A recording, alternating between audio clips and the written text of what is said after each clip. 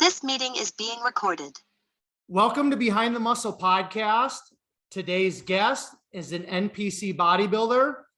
Today's guest is Derek Lutz. Derek, welcome to the podcast. Hey, thanks for having me. Yeah, for sure, man. So I'm super excited to chat with you today, Derek. The first question that I have for you is, who are a few of your favorite bodybuilders of all time? All right. When I get asked this, I usually go a different route than the usual, like Ronnie's and the Phils and the Jays. There's two people I really look up to. They're some of the hardest trainers you could watch. They used to live and breathe bodybuilding. First one's my coach, Austin Stout. Anyone that watches his videos, training in the barn gym, knows that he trains to the death. You'll be hard pressed to find someone that trains harder than he does. And the other one is Michaela Aycock. She's a pro women's bodybuilder. She trains just as hard, like brutally hard. It's insane. And those two people, just thinking about them training gets me going. They're bodybuilders by the definition of bodybuilder. Not Ronnie Coleman genetics, not Jay Cutler genetics, but they just put in the hard ass work. It's fantastic.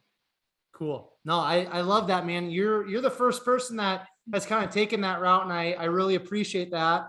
We're going to get into talking about Austin a little bit more because I know he's your coach. From your Instagram and his Instagram, I see that you guys train together. It looks like pretty frequently. And I actually have had Austin on the podcast, and he's actually got me on a protocol right now, correcting some of the issues that I have with my gut. So I'm excited to talk about him a little bit more. Now, the second question I have for you, Derek, at what age did you start lifting weights? And then why did you start lifting weights at that specific age? All right. I think I generally started lifting weights, high school, football, probably 16, 17 years old.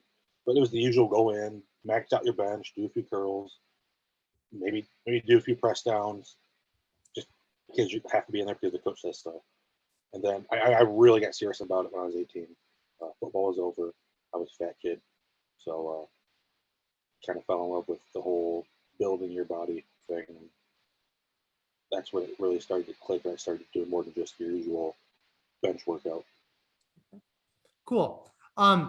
Now, we're going to kind of transition into your upbringing a little bit. So I like to use that question just to kind of get into the childhood, the upbringing of my guests. So talk a little bit more, Derek, about like where you grew up.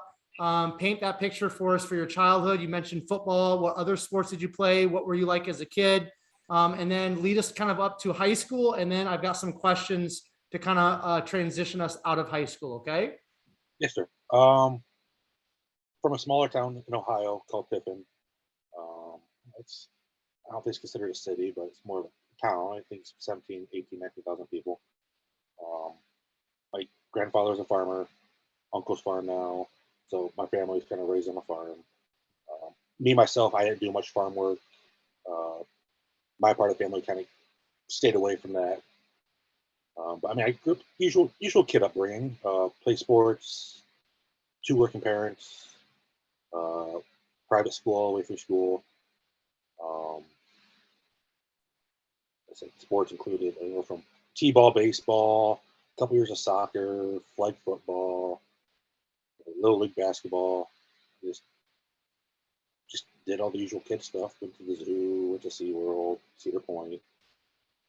I grew up the fat kid. This is kind of where a lot of my bodybuilding root comes from. Always picked on, always had to buy the husky clothes. Just no sense of really health growing up. And as I got to high school, I got a little more aware of that. I was a fat kid. I was bullied even more. I was borderline high blood pressure from the doctors. And that's kind of what led me to working out and getting into actual bodybuilding then. Now, when you talk about being a fat kid and things like that, I'm assuming kind of along with that, getting made fun of and having that image of yourself, right? Did you have some pretty poor self-esteem, and did did that, spill over into kind of like maybe you acting out or you being more of a loner? Talk a little bit more about that, because I think a lot of people get into some realm of fitness because of a poor self-image, right? So how did you kind of struggle with that, and then we'll kind of move on from there. Yeah, I wouldn't call myself a loner. I had a lot of friends growing up where all of them true friends that really cared. I don't know. I mean, everyone kind of cracked jokes, but we all got along, and I had good people I hung out with on a regular basis. Um, I wouldn't even say I acted out. It's just I kind of brought it outward. Like I made fun of myself, self-deprecating. Kind of made I was the funny kid in the group because I put myself down. I didn't really know how to deal with it. Talk about sports a little bit. Was that a form of an outlet for you? Were you a good athlete? Did you learn some life lessons from sports? If so, just share a couple of those with us, please. Yeah, through high school, I played football for years, basketball for a couple of years, and I played baseball for 3 years. And I mean, wasn't an outstanding athlete by any means, but for being 300 plus pounds at 5'11", just being heavier, I was fairly athletic. So I did pretty decent. And yeah, it was a getaway. Um, Gave me a chance to hang out with people and kind of use my body weight to an advantage at times, especially because of football. I played offensive line, defensive line. So it kind of gave me an out to where it didn't matter that I was heavy because it benefited the sport. Um, yeah, so that's really about it. Okay. So what were you thinking about you wanted to do with your life, kind of like when you were in high school? Because when we're teenagers, we all kind of have some sort of dreams or aspirations of a career or being a professional athlete, what have you. What were you thinking about? And then once you graduated high school, how did life unfold for you, Derek? Yeah, I always kind of wanted to go into health profession, maybe the medical field. I always enjoyed the science classes, the anatomy classes, biology classes. I went to college with kind of the goal of physical therapy. So my major in college was exercise physiology, because a lot of the prerequisites for physical therapy school was taken care of by, those classes.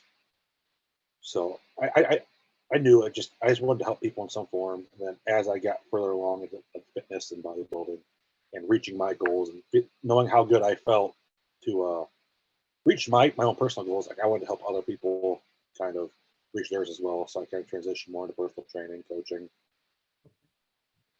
Cool. Can you turn up your maybe your speaker or something on your computer, your phone there, Derek, because you're a little quiet. I just want to make sure everybody listening can hear you. I'll get a little bit closer. How's that? There we go. That's much better. Perfect. Thank you. Okay, so now you got your bachelor's degree in exercise physiology. Is that correct? Correct.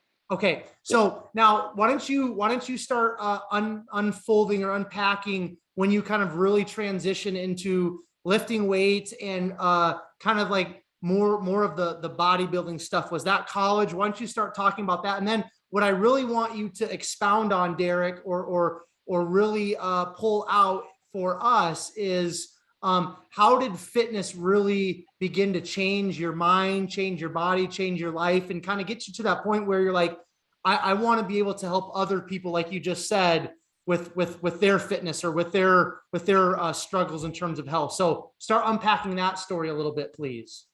Yeah, so I'll start probably toward the end of high school is when everything kind of really started clicking for me. Football was over. I had no reason to really be heavy anymore.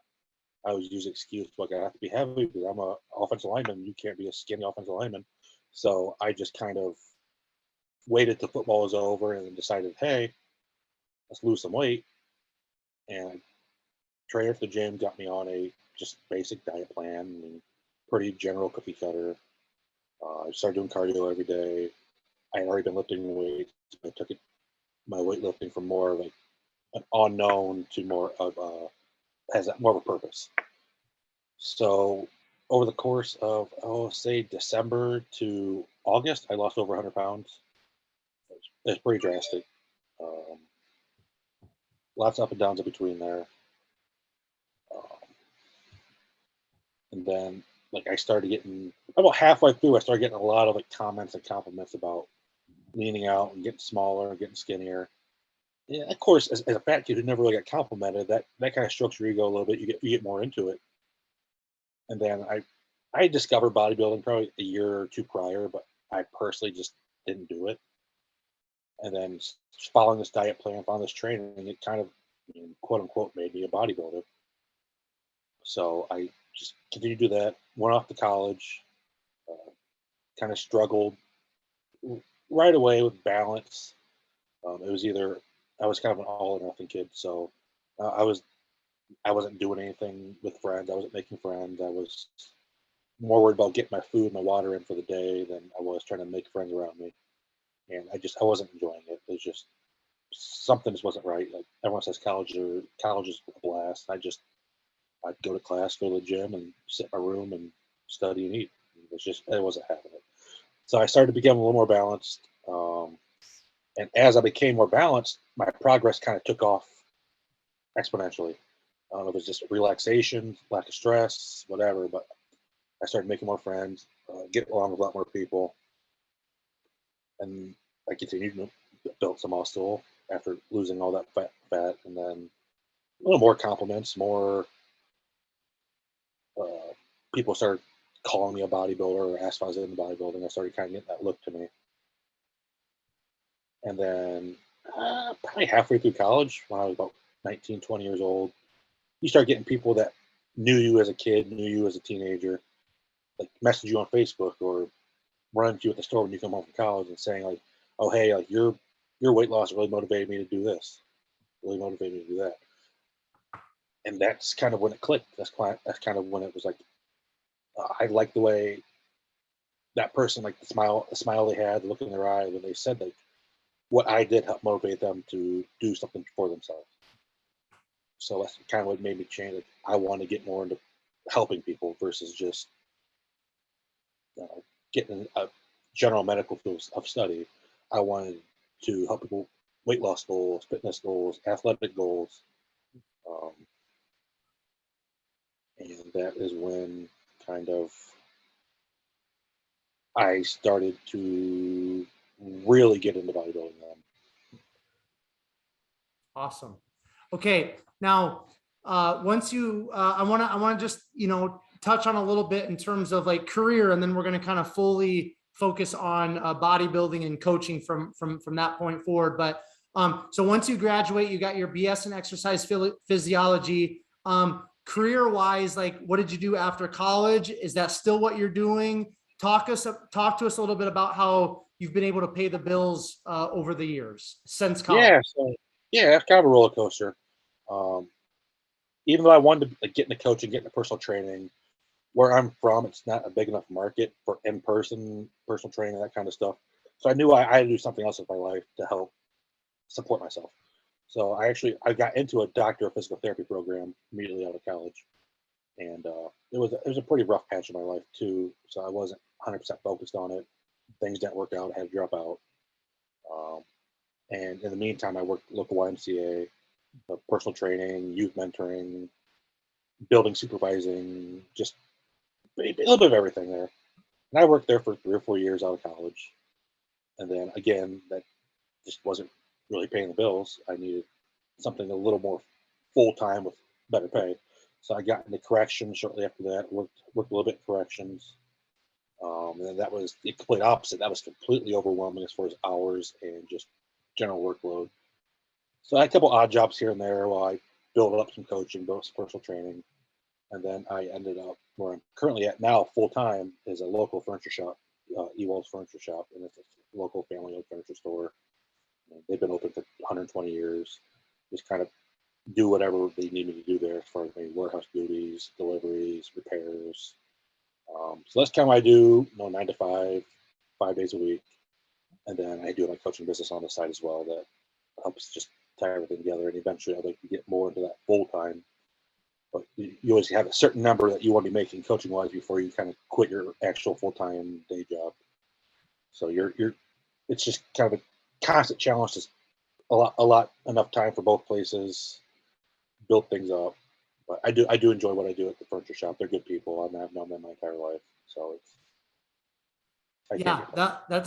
that's cool, man. And that's, I love it. And I love having these conversations with people because, social media would have us believe that we're all online coaches. We're all making six figures. We've all Right. got the cars and the houses and Yeah. everything Everything's perfect. that we want. Right. But, that's just not the reality. And, I think of, somebody who I think might've been somebody at some point we'll talk about him that maybe you looked up at some point from there in Ohio was, John Meadows. And he's somebody that was a corporate man, was very successful in the corporate world. He was building up his coaching business on the side. At one point, he made that transition, and we know his story because he impacted so many of us. But so I appreciate you just sharing that with us. You're working at the furniture store, building up that coaching business on the side, because that's life, that's reality. Bills have to be paid, and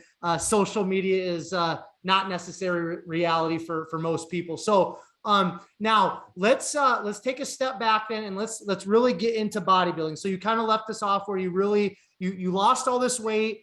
People start recognizing that. People start saying, hey, you're kind of helping me or inspiring me to kind of meet some of my fitness and health goals. So talk about when you were really first exposed, Derek, to bodybuilding. Was it through a magazine? Did you see a picture of a bodybuilder? How did you kind of get exposed to what we know as bodybuilding? And then talk about starting to train like a bodybuilder. When was your first competition? How did that go? Just share a little bit about that for us, please. All right. This is a little odd. I got actually discovered bodybuilding before I even started working out, and then I followed it for a couple years before I really started working out seriously. I think it was a Muscular Development magazine. It was shortly after the 2009 Mr. Olympia. It was the classic Jay Cutler stomp pose. It was on the cover of the magazine. And I just thought that was the coolest looking thing. But I mean, I'd always been fascinated with muscles and all that, man. I still am. But I grew up a big Dragon Ball Z fan. All the animes with the guys who are just jacked out of their mind and train as hard as they can and all that stuff. So it all is kind of tied together with what I grew up watching, what I grew up doing. My uncle was always a bigger guy. So once I started losing that weight and I started kind of enjoying the process of quote unquote bodybuilding, that's when I kind of started tying it together. And halfway through college, I kind of toyed like, hey, I might compete someday. I don't know. It's a long ways away. It's a big step. And then I think it was halfway through my senior year of college. I really college was mostly over. No more partying, no more drinking. So that's when I really started getting serious about bodybuilding and, started to really get big. Had more of a concrete goal in mind of what I wanted to do, put more effort into the training, the diet, nutrition. And then, I think it was 6 or 7 months after I graduated college, where this would be late 2015. No, I bulked up, got a little soft, but not fat, just the usual. And then it's time to cut down a little bit. So I started cutting down. I cut down a little more, cut down a little more. You know, from the start of my journey to then, like I'd gone to the Arnold how many times. So I kind of was always kind of surrounded by the bodybuilders too. A lot of my friends were bodybuilders from online, Instagram, Facebook. I cut down, kind of not following a pre-contest prep plan, but like I started treating like everything was always training to be the best I could be. So I'm like, I'm going to treat this like contest prep, but not actually compete. So I leaned out, and I remember I posted some pictures. I posted a lot on the muscular development message boards back when I was younger, and I posted a couple pictures on there, and a few people asked me, "Hey, when's your show?" And I'm like, "No, I'm just dieting down for the winter. Like, I got soft, got chubby." And they're like, "Seriously, when's your show?" And I'm like, "I'm not doing one yet. Like, I'm not. That never crossed my mind." And a couple of guys say, "Hey, like, you should really look into it. Like, you're really close to being ready for a show." And this was probably February of 2016. I'm like, so I really started getting the idea in my head. Oh, well, shoot. So I Googled around, saw there were some shows in like May and June that are kind of in my area. So over the years, I built some friendships. Late Matt Porter was one of them. I followed a lot of his stuff. He posted a lot on the message boards, and I hung out with him a few times at the Arnold. I would go get dinner with him and his wife Rachel, and just hang out. So I messaged him just a few pictures. I'm like, hey, if you guys think I should compete, what do you think? And he sent back a few like LOLs. He goes, you could be ready in 9 weeks. And I was like, whoa, like that kind of like clicked. So and I knew I couldn't do it by myself. I was kind of at the point where you're starting to get a little mental about things. You can't really act on your own thoughts. So I just shot in the arm like, hey dude, like I'm fresh out of college. I never and I can't really afford a full-time coach. Um, could you work with me on budget? Like I want to work with you, all kinds of stuff. And I'll never forget the line he gave me. He goes, Derek, he goes, I might live in Vegas, but I'm no gambling man. I'll gamble with you this one time. He goes, I will coach you for the 9, 10 weeks, whatever show we picked out. Um, if you win your class, you can go ahead and pay me, but however long it takes to pay me, you just pay me. And he goes, if you don't win, don't worry about it. If you lose fair and square, consider it a free prep and learning experience. I took him up on it. Why not? So we prepped, and it was, of course, the hardest thing I've ever done. Like it was brutal. I mean, I think 2 hit sessions a day of cardio, plus training 7 days a week. Calories are probably under 2,000. It was. I've never been in that position either, so it was tough. But like deep down, you enjoy it. That's why you keep doing it. So we did the show. I walked up. I think I weighed in at like 201 pounds. Got top 5 out of 7. I think 3 of the guys that beat me are now pros. So it was a pretty competitive class, which really motivated me even more. But I got to stand next to these guys who were eventually going to be pro, and I can never thank Matt enough for helping me for all the kindness of his own heart at that point. Like he had no reason to do that. Just some dude from the message boards, and he got some average fat kid from Tiffin, Ohio, in shape to where the judges told him or told me, like, hey, you were the hardest guy in the show. This is awesome. No one came close to as conditioned as you were. So for a former fat kid to hear that kind of makes it everything worth it. And then it just kind of took off from there. Then it was bodybuild on top of my, of course, social life, daily life, professional life. But that was my first show, and it was a crazy experience, and I'm glad I did it, and I'm glad I've been doing it ever since. So why don't you talk a little bit more about maybe some of the things that you learned from Matt Porter in those, 8, 9, 10 weeks that he prepped you.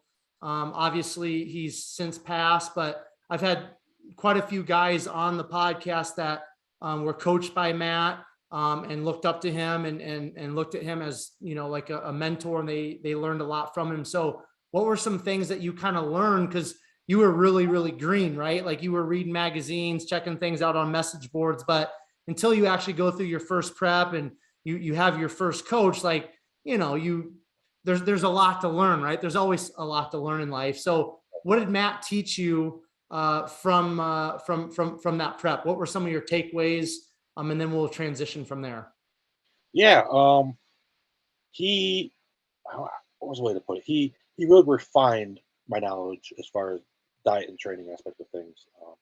I've been pretty lucky growing up through with bodybuilding. I've always had a good group of people kind of lead me in the right direction.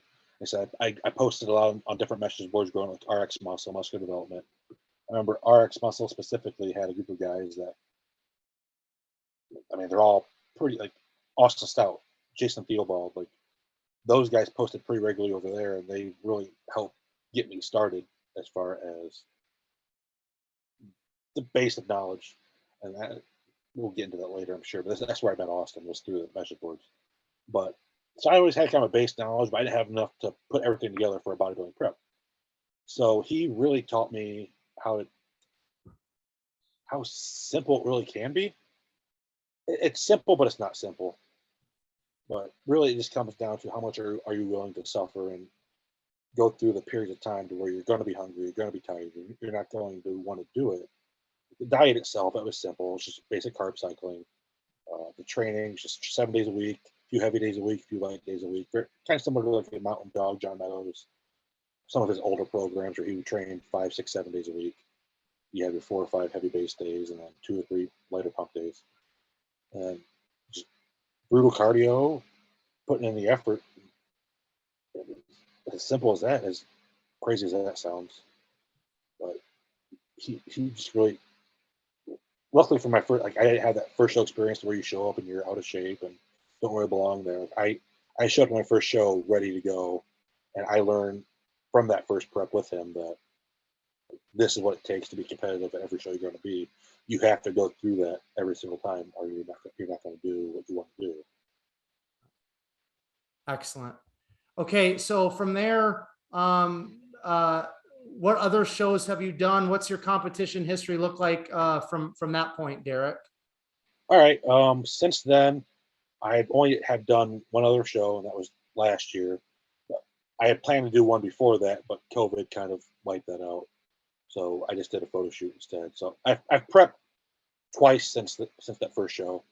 First one ended in a photo shoot because everything was shut down. Then the second show I did it was been last July, so July of 2021. Did the same show I did the first on the Mike Francois Classic, and that's when I started working with Austin. 2019, and we both kind of knew that I wanted to compete in 2020. So we started prepping. I think it was 8 weeks out. The show got canceled because of COVID. So I'm like, I still want to get down as lean as I can. It's been 5 years, 6 years since I've competed. Let's get down as lean as we can. I'm gonna schedule a photo shoot just so I have something fun to look at.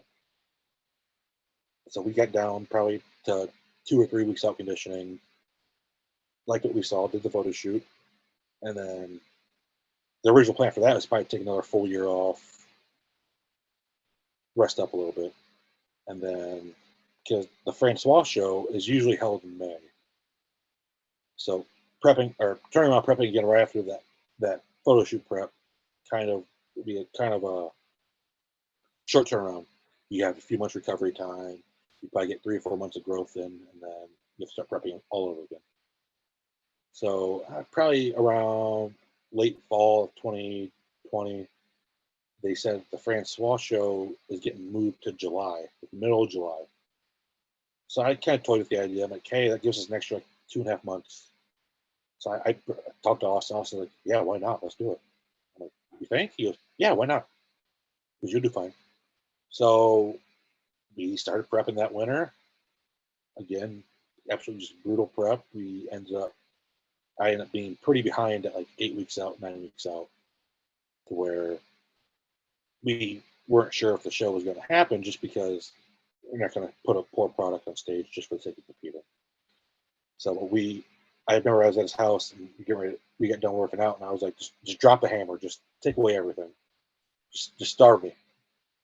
So the next morning at our check-in, he goes, all right, let's do it. So I was eating ice cubes and nothing muffins at that point. And I competed. Again, judges said I was the hardest guy in the show by far. I ended up winning my weight class, won the heavyweights first out 4 people. And then lost the overall to Eric Wood, who turned pro at North Americans or USA's a few months after that. So no shame in losing to that. But I'm glad I got to stand next to him, see myself in some poses next to eventual pro, and that's where we're at now. I mean, I've had a few growth phases, a couple cleanup phases, some digestive issues we've cleaned up since then, and I think our tentative plan at this point is looking at maybe mid to late next year for a show or 2. Okay. All right, awesome. Now let's talk about now. Did you guys, after you won your weight class at the Francois last year, did you guys have any plans of going on and doing a pro qualifier, or was your kind of idea the entire time, compete at the Francois, and then just shut it down and continue to grow? Talk about that mindset for a second. Yeah. I'll admit prep is not easy on me, both physically and mentally. It takes a lot for me to get to where I need to be. So that the Francois was my quote unquote pro qualifier. That was my Olympia. I had no intention of doing anything after that. So we didn't even discuss that. It was just I just want to be shredded at that point. I just wanted to, obviously going one and winning overall, and then a soon-to-be pro shows up. It kind of, there's no shame in that. So I didn't get the overall I wanted, but I won my weight class pretty easily. I looked good, but I'm 5'11". I only weighed I think like 219, 220 on stage. So I did look a little stringy next to some of the shorter, thicker guys. So I knew at that point, like I needed to put on, 15, 20 pounds to even think about a national level show. So we collected our trophies, our medals from the show. We talked about the game plan and realized that we need to put on that weight before we even think about competing again. And I mean, of course, off season, it takes time to do that, especially when I got long limbs too, which makes me even look even lankier. My arms are long, my legs are long. So it just takes a long time to fill that stuff out compared to the guys that are 5'9" and weigh the same as you do. So that's been kind of our plan all along, was to do that show, regroup, rest up. I had some digestion issues. I had some other blood work type issues that we needed to correct. And that's where we're at now. We think we just started a growth phase again. And then just yesterday, he said, let's think about middle of next year. So I guess it's a little more time.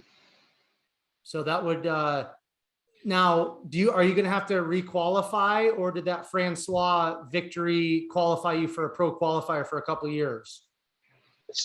I'm not sure how that works. My understanding was that you qualify for the rest of that year, you compete, plus the year after. So if that's the case, then I'd have to requalify if I decide to do a pro qualifier. If not, then you don't have to. I'd have to look into the rules there. I'm pretty sure if we decide to do a pro qualifier, I'd have to qualify first at another show beforehand. Well, we know obviously Austin just helped Felix Norman turn pro, and he, I think, had 2 or 3 years off, something like that, before this year, and we see the results of that. So that's really, as I'm having a lot of these amateur athletes like yourself on here, a lot of them have taken at least a full year off before they step on the USA's, North Americans national stage. And a lot of these guys are turning pro because they're putting in the time in terms of the off season. So I think you're definitely on the right track. Now, let's talk about Austin a little bit. He's somebody that I had never heard of until I had Felix on the podcast, and then I started doing my research and digging in, and I was like, man, this guy's got some gold here. Now, the first thing I want to talk about is you said that you kind of met Austin through the message boards, I think back in like 2019. Talk about how you guys kind of connected off the message boards, and then why did you decide, out of all the coaches out there, why did you decide to have Austin coach you, going forward? All right. Starting back at the very beginning, I started posting on the message boards. It probably been 2011, 2012. So we kind of ran into each other. I'm not exactly sure how it popped up. I think I posted where I was going to school or something. And he's like, "Oh, hey, I'm an hour away from there, hour and 20 minutes away from there. We should meet up sometime." So I think within the next year or two, we met and hung out and got some workouts in. And then, like I said, he was a very big influence on my early training life. So I got pretty lucky. And he was just, again, he's from small town, even smaller town than I am, Ohio. He's from middle of nowhere. He, similar educational background. I think he's got a master's in nutritional science. And I think he's always been into personal training, but he worked full-time personal training people while he built up his online coaching business. He's built it up through hard work. And then just we stayed in contact over the years. He came to my first show. Him and his wife Jericho. We hung out here and there before then, and then we stayed pretty good friends. Like we've always been close. And then it was, say, we started working together in 2019. And how that came about was I was going through a pretty dark time, a toxic relationship. I was battling some depression, some just not motivated. I was working out maybe once or twice a month, wasn't eating, just I wasn't really succeeding in life, period. And I finally got myself away from the situation. I removed myself. It was time to recover, time to heal. And he shot me a message, hey man, come on down to the barn gym one of these days. We'll get a workout in. And I'd been coachless ever since that first show. Like Matt helped me for that first show, and then I just been on my own. So I went down there and we had a great workout, caught up. I hadn't seen him in like 3 or 4 years at that point. And then he asked me if I was going to compete again. I was like, oh, probably next spring, which would be the spring of 2020, like we planned. And he goes, yeah, you should do it, man. Just do it. I was like, would you want to coach me? He goes, yeah, why not? And then he sent me, that was a Sunday or a Saturday. I think it was a Sunday. And I think he had me my plan by Monday morning, Monday afternoon. And we've been a team ever since. Like I said, he's hands down, he's my best friend in the world. I look up to him for everything. Both him and his wife Jericho. Like without them, I'd be completely lost. I don't know if I'd even be here at this point if it wasn't for him inviting me down that day to work out and kind of help me move in a positive direction in my life. So I'm very, very grateful for that. Now, I want to talk a little bit because this is something that I talked to Felix about, because he had some very severe GI issues, and Austin kind of helped him get that stuff corrected. And then obviously, again, we see the results of that. But what's the GI digestion stuff that you've kind of had to work on?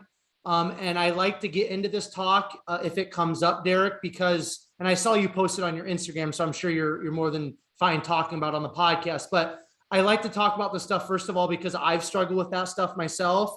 And the more I dig into, the bodybuilding world, the more and more people are starting to open up a little bit more about it. But I think a lot of people, bodybuilders, just because, it's kind of the tough crowd, right? We don't want to share our feelings and our emotions and we want to kind of hide things, kind of a typical normal guy thing. And then again, being bodybuilders, but the more conversations I have, the more I'm in the bodybuilding world, I hear people kind of talking about GI, digestive issues. And I think it's something that we need to shed more light on. So if you're okay with it, would you talk to us a little bit about some of the GI digestion issues that you've struggled with, and how have you and Austin been able to work through those to kind of help your progress as an athlete?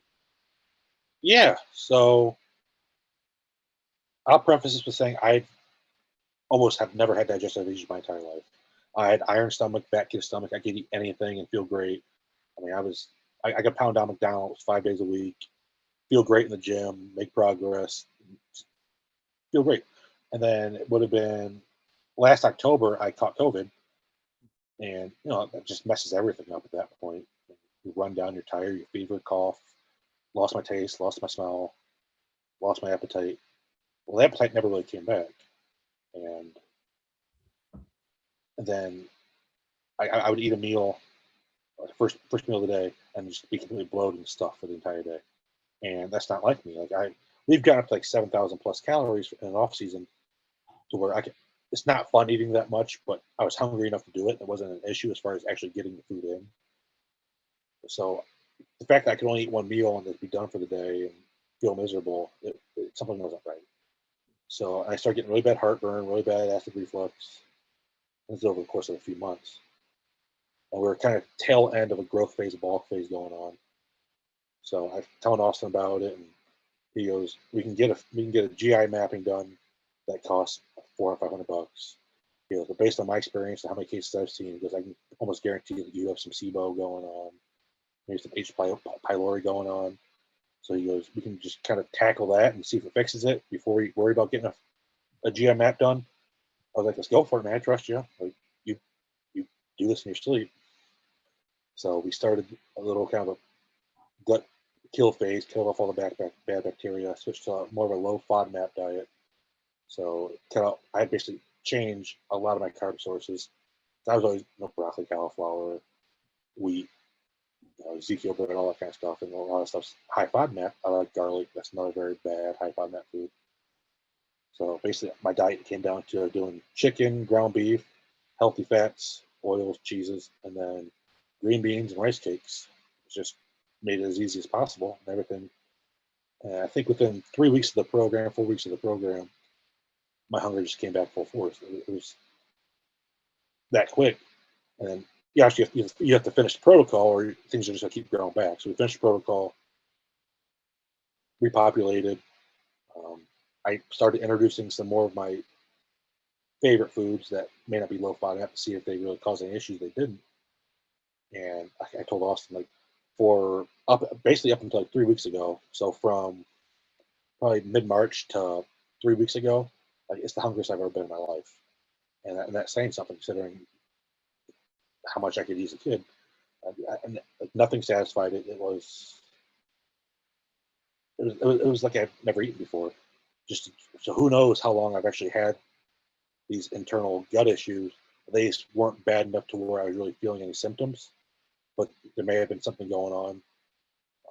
And then COVID, I just had enough inflammation in the body to kind of tip it over the edge. And I've had some blood work markers too that have shown, like, I have Hashimoto's thyroid disease. So a lot of that autoimmune issues can come from gut issues. Like, everything kind of stems together. So we're kind of, it's just speculating, but my Hashimoto's could have been caused from prolonged gut issues over time. And then just COVID just really just tumbled everything, spiraled downwards. So, I mean, we're sitting here now, and again, I checked in with him this morning. I was like, I'm still hungry, no issues. Food's getting up there again. It's more controllable now, but it just feels good to not have to worry about eating a meal and then feeling like you're going to puke the rest of the day from just a small meal. Yeah. Amen, man. I guess, I'm 35. So I grew up kind of like, in the late 90s, early 2000s bodybuilding scene. Like, that was, Jay Cutler, Ronnie Coleman, all that. And, I remember in high school having like the weight gainers, the mass gainers and stuff you'd order off of bodybuilding.com. God only knows what was in those things. But, Right. I remember slamming those down. I'd, just eat big to get big. That's what the magazines told us. So I'd eat like jars of peanut butter, bowls of pasta with, cheese. I would just destroy food. And I would have gas and stuff like that. But that was always we'd always laugh about that. It's like protein farts, right? Like, exactly, we didn't realize there was nothing about gut health or anything 10 years ago, 15 years ago. It's just probably within the last 5 years, it's really come to light more and more, especially within the bodybuilding community. So I don't really remember like digestive issues. I remember being younger as a kid, like having some constipation stuff, but I would say like when I got like right around 30 is when I really like the bloating and just really a lot of discomfort in terms of digestion and gut. So I say amen because it's like, I've spent literally at this point thousands of dollars, like going to this, specialist and this person and this protocol. And it's like, I'm so thankful for Austin. And I mentioned this in my last podcast with Felix. Like, I just gave Austin a shout out because anybody that's struggling with gut related issues, especially people within fitness and bodybuilding, like I really encourage them to seek out Austin. Because he's a bodybuilder, he gets that lifestyle. Because a lot of times you seek these people out, Derek, and they don't get bodybuilding. They don't get that we're gonna do our training no matter what. We're gonna eat our bodybuilding food no matter what. Like, there's got to be a ways for us to correct these issues and still live the lifestyle, the bodybuilding lifestyle that we want. So again, it's such a relief going through this protocol right now and starting to experience some of this relief for myself. And I just, again, want to say for anybody out there, if you're struggling with digestive related issues, reach out to Austin Stout, send him a DM on Instagram. He'll get right back to you. He knows what he's talking about. And I would just encourage you that he's helping me. He's helped Derek. He helped Felix Norman, the overall winner at North Americans, just turned pro, and thousands of other people. So reach out to him, connect with him. He will help you. He understands, especially if you're a bodybuilder, because he's a bodybuilder. So with that being said, Derek, let's talk about training a little bit. You brought up Austin, you brought up Michaela.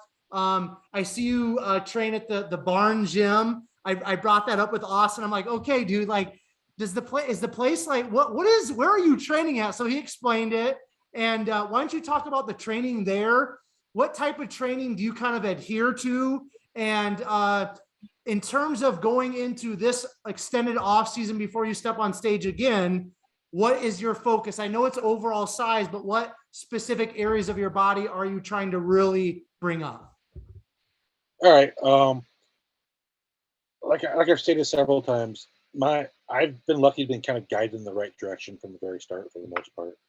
So I think very early on, I started with the actual mountain dog programs. So I always had a good base of training intensity, but you can always train harder, right? So I did those for years. I made good progress. Can't complain.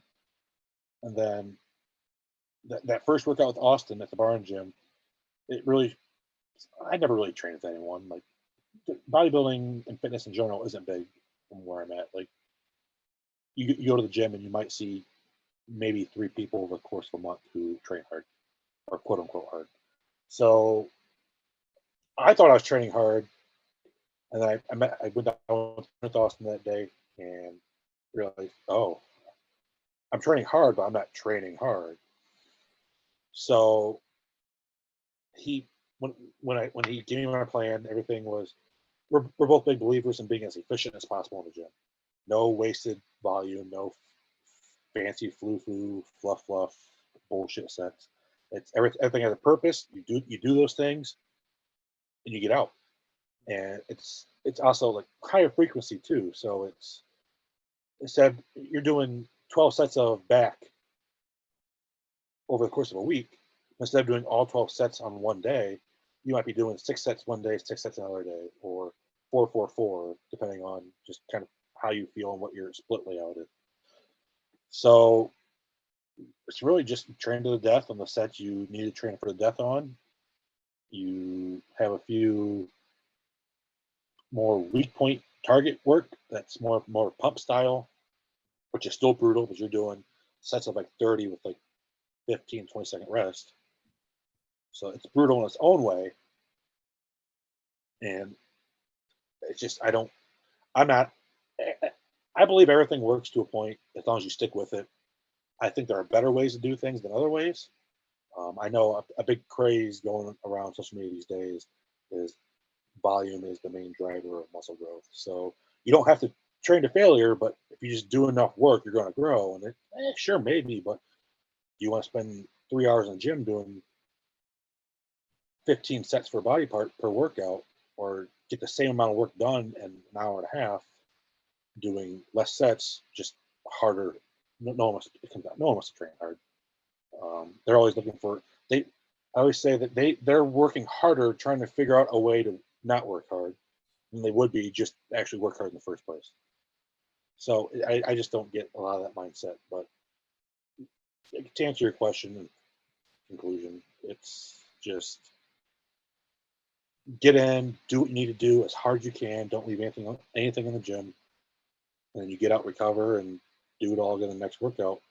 And then as far as my own personal weak points, the quads were a big one, especially being taller. Overall arm thickness, arm size, and side delt, roundness, thickness, just overall delt width. I'm at the widest guy across the clavicles. So, and all those would just everything. Building all those would make your waist look smaller just by nature. And like I said, I was lucky enough to see myself on stage in the overall at my last show. I think 3 of the guys have done quite well in pro qualifiers. Eric actually turned pro. The guy who won the light heavies at that show, Jaden, I think he finished top 5 at 2 of the national shows last year in the light heavy class. So I get to see myself next to some pretty high level competitors and realize, all right, this needs to be thicker, this needs to be thicker, this needs to be thicker, need to be wider here. And Austin and I have kind of come to the conclusion that it's really quads and adductors, of course, and then arms and shoulders are what we've been kind of focusing on. And if we can bring those up, then we have a good chance of being pretty competitive. So, kind of, I know you haven't competed a lot, but you've been living the bodybuilding lifestyle for a long time now. What do you have kind of like a long-term goal, Derek, for yourself in terms of you would like to accomplish this or that before you are done being a competitive bodybuilder? And if so, what would you like to accomplish?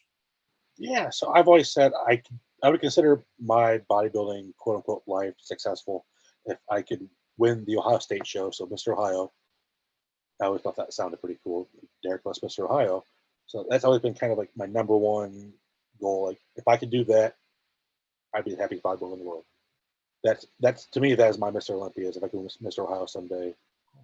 And then a little more broad or more of a loftier goal is if I can finish like top 6, top 8 at a pro qualifier, maybe even break into a top 5. Like I don't have the greatest genetics in the world. I don't have poor genetics, but I don't have the greatest genetics either. Like, I'm not a Felix. I'm not some of these top level guys that just grow by looking at a weight. So if I could crack into a top 5 at national pro qualifying show, be quite happy with that. So those are kind of my 2 kind of long term end game goals, as far as what I've always told myself and other people when they ask. I mean, everyone wants to turn pro. You don't get into bodybuilding not wanting to turn pro, but you also got to be realistic too, and that's not always feasible. Man, I mean, I saw some of I've seen some of your pictures on Instagram. I think your last update photo that you sent to Austin or whatever. I mean, I'd say your structure is pretty solid, man. I mean, obviously being 5'11", I'm 5'11" myself. So we know, like you said, for most of us, it takes a lot more time to put on that size, and that's just part of it. No shame in that whatsoever. But I mean, your front double, man, that you had on your Instagram, I was like, I mean, you've got some structure, man. So you got to give yourself a little credit. You might be being a little humble, but I mean, if you can put on that size, I mean, from my perspective, I'm nobody, but you know, you could do some damage, I think, in a pro qualifier for sure, man. That's kind of going like you said. Yeah, structure's fine. Yeah, it's something I've been blessed with. Especially what's funny is being a fat kid and I end up having a smaller waist of a structure. It's always kind of blows my mind. Like some of my best poses doesn't make any sense, like an ab thigh pose when I grew up overweight for 20 years, 18 years. So the fact that I was able to bring it down and keep it tight, that's pretty nice. So and it's pretty cool. I mean, you never know what you got underneath that extra covering, right? right. So we're going to start wrapping up here, Derek. I want to ask you now, when I asked you who are a few of your favorite bodybuilders of all time, you, again, Austin and Michaela. Now, who are some of the current IFBB pros that you kind of like really look up to, or you really respect their physiques? Oh, there's some good ones out there. It's a loaded question.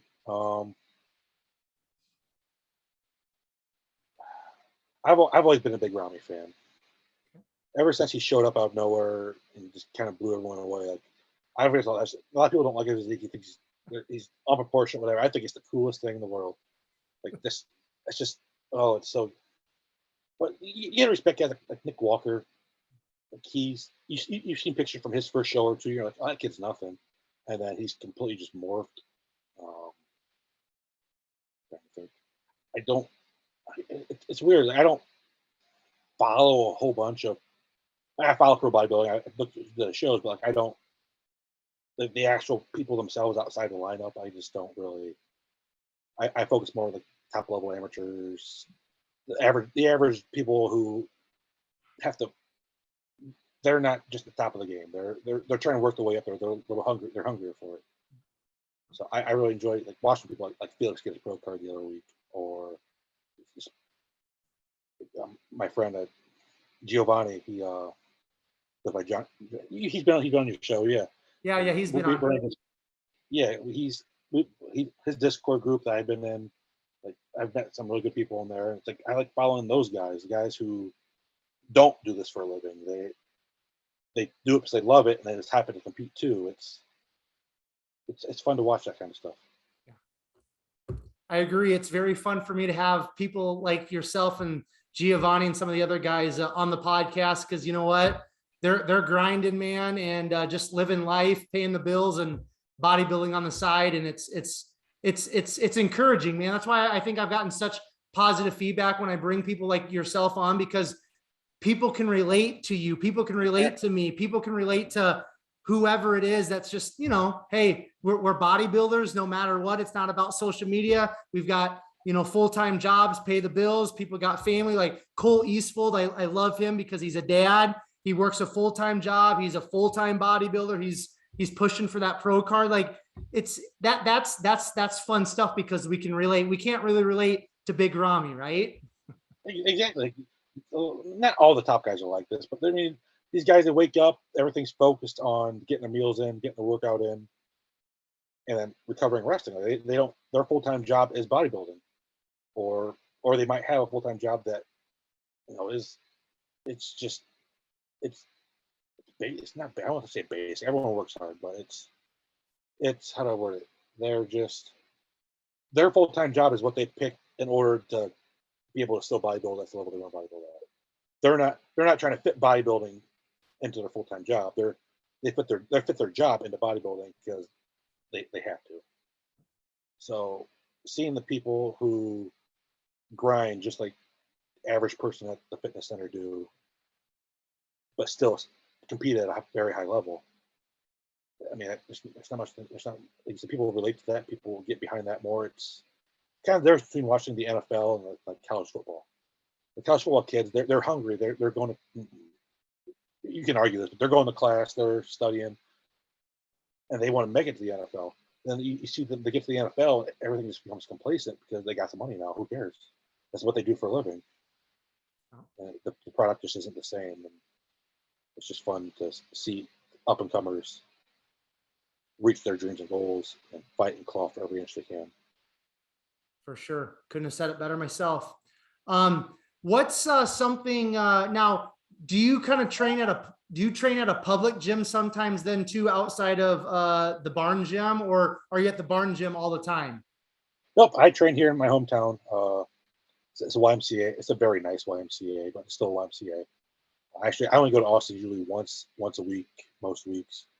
He's about an hour away from me, so I drive down there usually Sunday mornings, and we get a workout in, hang out for an hour or two, and catch up, and and then I come back home. So most of the time, I am here at my YMCA, and it's well equipped. I can't complain. It's 24 hours, keep thumb access, so it's go whenever you want still, and the people there. I mean, it's nice.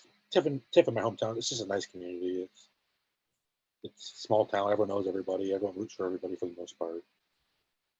So, and I worked there for going on almost 4 years when I first got out of college. So everyone kind of knows who I am and knows my story, and that's where I get a lot of like, "Oh, you've really helped me do this," or "You've helped me do that," or "Following you has motivated me to do this."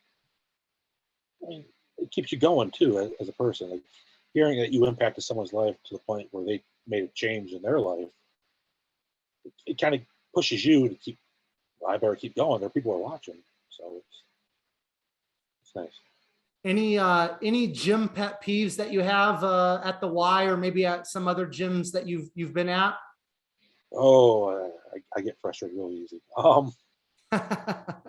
People who go there, they don't want to be like, we don't always want to be at the gym. I get it. But people who are going to the gym and then they don't do anything. Like, they just sit there and they either just watch other people or they sit on their phone and take up space. Like not everyone has bodybuilding goals. Some people just want to be healthier. Some people just want to feel better about themselves. Some people just like the feeling of lifting weights. I don't judge based on what your goal may be. But if you're going to the gym just to say you're at the gym, just to sit there and take up things that other people want to be using, and if you ask, "Oh, hey, can I work in?" If you and then they say no, that just sets you up. Then you're the bad guy because you're the bigger than normal average meathead. So not you're the grumpy meathead who bullies people in the gym. But no, just do something. Like I started, like, if you're going to the gym, just do something. Like, we don't always all want to be there, but if you don't want to be there, don't be there. The people who actually want to be there, they want to work hard. They want to get in and out so they can get home to their families. And that's probably the worst one. Between that and people just not putting things away, like, those are the two that just I probably burst several blood vessels under the workout just dealing with that. Because I'm pretty non-confrontational, so I won't actually say anything to most people. I just sit there and just text someone about it or play scenarios in my head, and then let it happen anyways.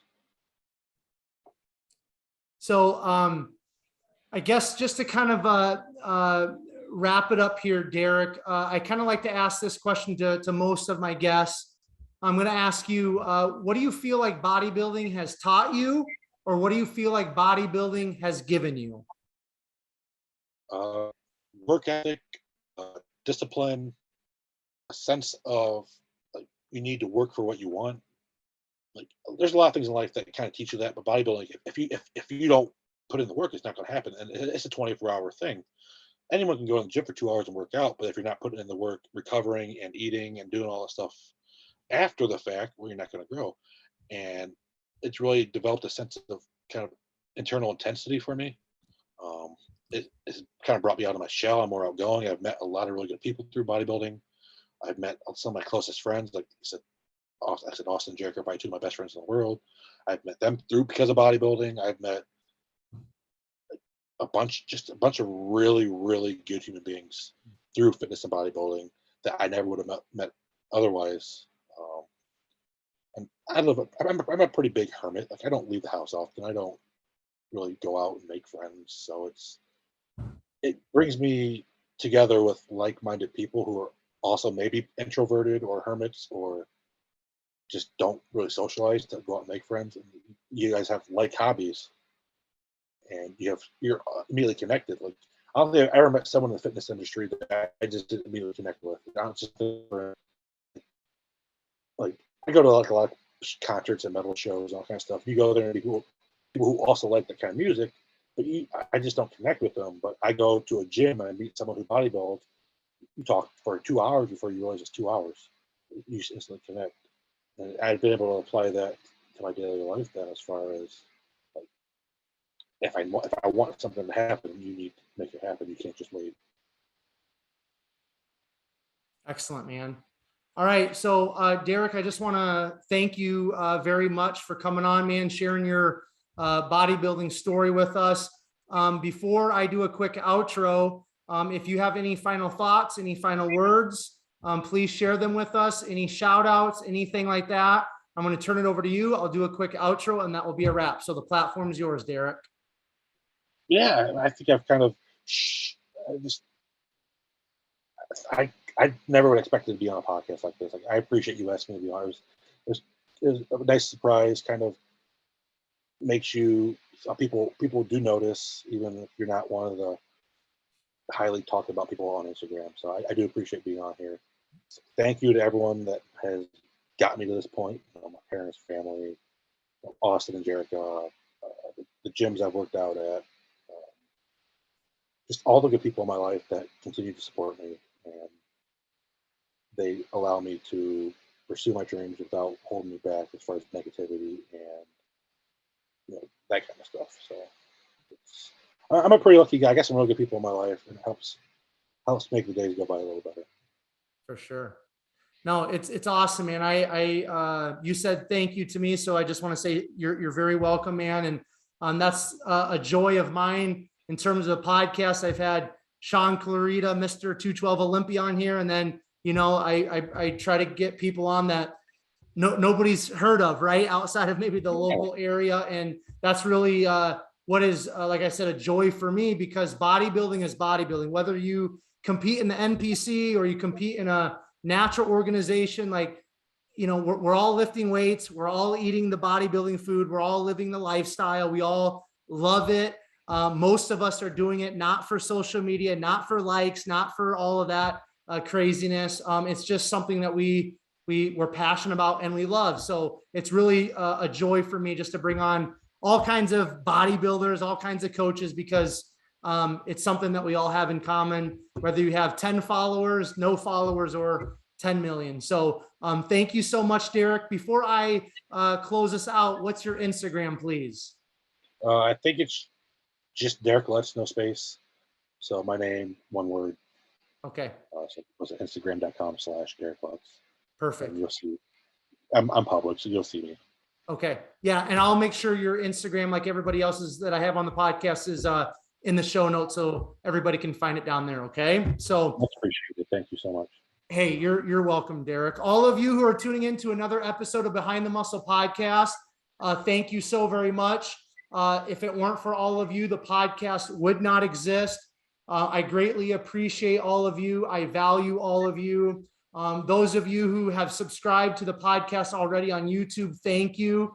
Those of you who share these episodes on your Instagram stories, thank you. Those of you who comment on YouTube, those who send me DMs on Instagram, just thanking me for the content that we're putting out in terms of Behind the Muscle podcast.